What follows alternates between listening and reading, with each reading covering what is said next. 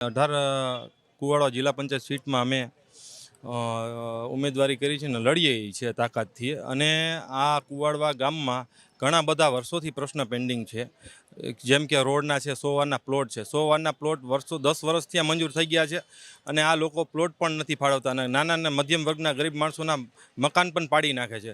અને જે આવડો આ જ કુવાડવા રોડનો જે અત્યારે મેન અંદરનો જે રસ્તો છે વર્ષોથી પાસ થઈ ગયો છે એ પણ નથી કરતા। અને જમીનોના પણ પ્રશ્ન છે। હજી કુવાડવા ગામની બાજુમાં એક તળાવ છે, તળાવની બાજુમાં ઘણી બધી 300 એકર જગ્યા છે, બધા જ સમાજની જગ્યાઓ એમાં છે। અને એમાં ઘણી બધી જે સામેના ભાજપના કેન્ડિડેટ છે એમને નોંધો નખાવરાવી નાખી છે, એ વેચાય નહીં કે બિનખેતી ન થાય કે કોઈ પણ વસ્તુ ન થાય, એ બારાનું છે બધું। લોકોના ઘણા બધા પ્રશ્નો છે, અમે સત્તા ઉપર આવશું એટલે એમાં 100 વારના પ્લોટ છે, એ બધી જે યોજનાઓ છે, જે રેશન કાર્ડમાં જે આપણે અનાજ બંધ થઈ ગયું છે એ અનાજ બંધ અમે ચાલુ કરાવડાવશું। એવી ઘણી બધી યોજનાઓ અમે અમલીકરણ કરશું, જે બંધ કરી નાખી છે ભાજપ સરકારે એમાંથી। ખેડૂતોના ઘણા બધા પ્રશ્નો છે, સૌની યોજનાના પાણીના પ્રશ્નો છે। પછી જેમ કે મેં તમને કીધું અત્યારે કે જે 7/12માં નોંધું પાડી નાખી, 7/12 હવે કાગળિયા બરાબર થઈ ગયા છે। હવે એ કાગળિયા બરાબર થઈ ગયા છે, એ સરખું કરવા માટે અમે લડત આપશું સરકારને।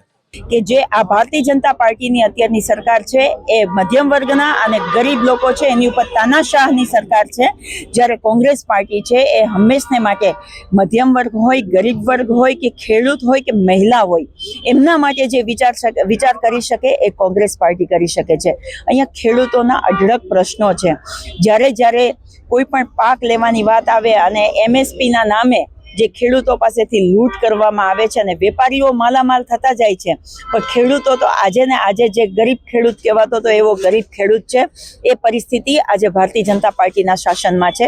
એટલા માટે જ કહેવું પડે છે, હવે જનતાને પણ કહેવું પડે છે અને જનતાને પણ સમજાઈ ગયું છે કે હવે પરિવર્તનનો સમય આવી ગયો છે।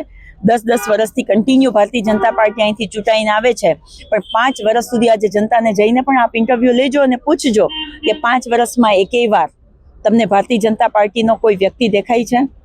અને જે પેલી ઇલેક્શન આવે, જેમ વરસાદ આવે અને જે ડેટકાઓ બહાર આવતા હોય એટલે ઇલેક્શન આવે એટલે અમુક પાર્ટીઓ બહાર આવતી હોય છે અને એ ફોર્મ ભરતી હોય છે, એવું બતાવે કે અમે રાજનીતિ કરવા આવ્યા છે અને અમે ચેન્જ લઈને આવશું।